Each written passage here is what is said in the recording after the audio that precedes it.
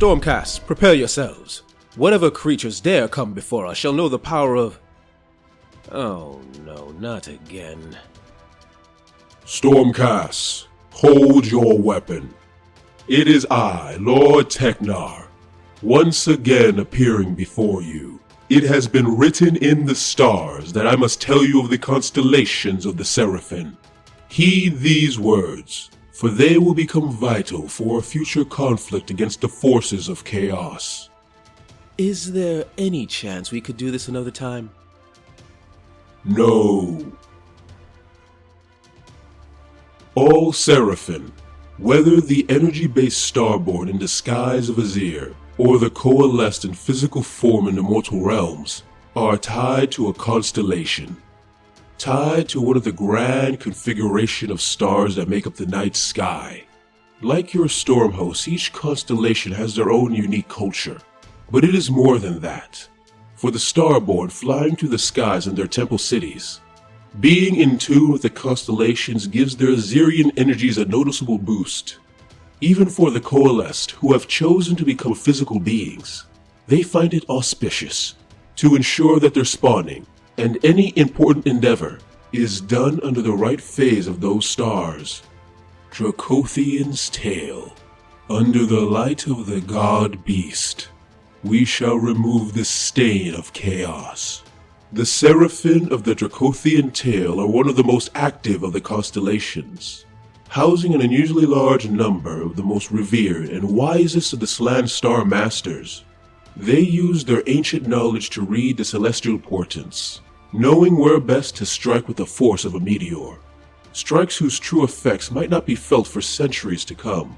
So sure are they of their predictions, that the Slan of this constellation are the most likely to fight in person, appearing in a flash, and instantly summoning Seraphon to their command.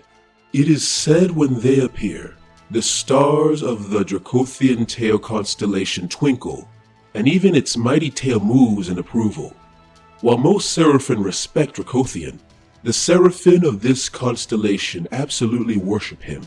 Some have even called them slaves to the god beast's will. It is not my place to speak on it. But if you wanted a replacement for the old ones, an immortal dragon god is probably a good substitute. The Fangs of Sotek. I assure you, human, under the guidance of our noble Slan, victory is assured. Under the command of Star Master Zektoka, the Seraphon of this constellations are always swift and extremely proactive. Always the first to battle whenever there is even a hint of the enemy, and always there to take advantage of any opportunity. They were actually one of the first constellations to help the Stormcast when the Realm Gate War started, fighting off waves of chaotic tribes, to give time for the armies of Sigmar to raise their storm keeps and cities across the mortal realms. Their source commanders leading tactical strikes, while fluid skink formations hit vulnerable spots, using their talents to destroy a potential enemy long before it could become a potential threat. While most Seraphon tend not to interact with other races, the Seraphon of this constellation actively work to form pleasant relations with others, aiming to form a grand alliance against the enemies of order, with the wise and noble Seraphon at its head, of course. As such, it is common to see many of their skinks in many of the free cities, the skinks working diligently as craftsmen, scribes, and readers of fortune. I am aware of the Fangs of Sotek, Teknar. I am also aware of the rumors of those same skinks performing strange rituals and disturbing sacrificial rites to a serpent deity. Such disgusting behavior seem more in common with your Daughters of Cain allies than the noble Seraphon, Stormcast. I doubt skinks would do something as distasteful as leaving serpent-shaped cuts on bodies. I said nothing of serpent-shaped cuts. Really? I swore you did. Coatul's Claw. The Seraphon of the Coatul's Claw were the first to ever coalesce, taking permanent physical form in the mortal realms. However, Unlike other constellations, they did not choose this path. Through use of their warp-tainted technology, the Skaven were somehow able to damage the constellation's mighty flying sky temple, forcing it to crash into the primal lands of Gur. Worse, their Star Master, Lord Quex, was injured, making him unable to command the Seraphon effectively. Without his guidance, the Saurian commander was forced to take control. And, well, subtlety and long-term planning is not really a Saurian trait.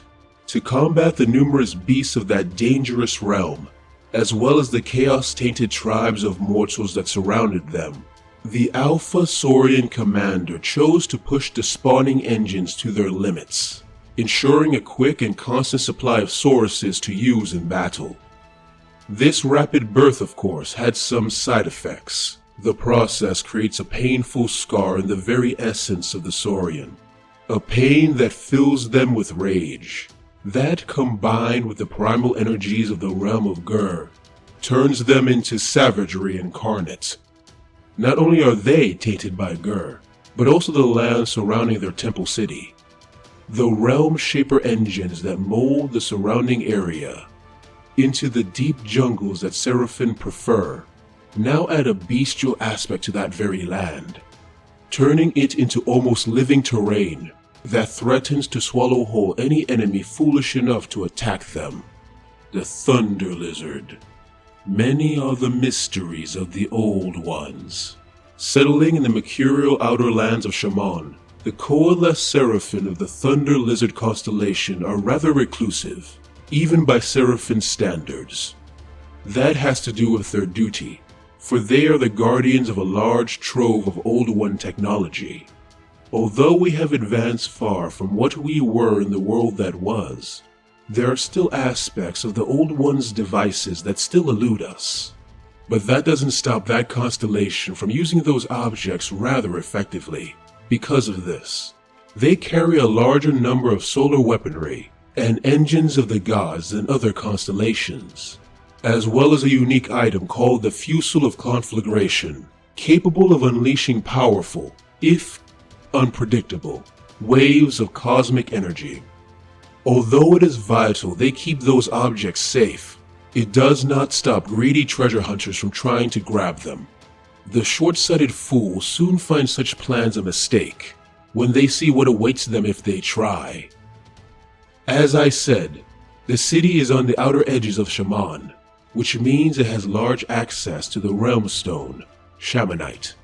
Using the technology of the Old Ones at their disposal, they are able to refine the substance into a somewhat more stable form, which they then use within their hatcheries, creating the largest war beast of any Seraphon army. Stormcast, remember what I have told you today, for your memory will determine victory or defeat for the forces of order in a vital moment. Couldn't you write it on a note or perhaps... And he's leaving. Bye, Sigmar. I hate him so much.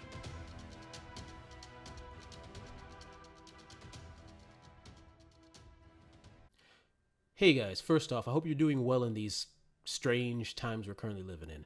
And I hope you like this video on the constellations of the Seraphon.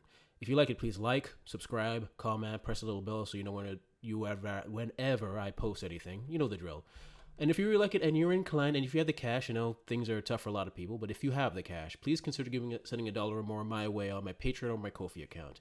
The extra money gives me the time I need to work on these stories I love. Anyway, thanks for listening/watching, and see you next time.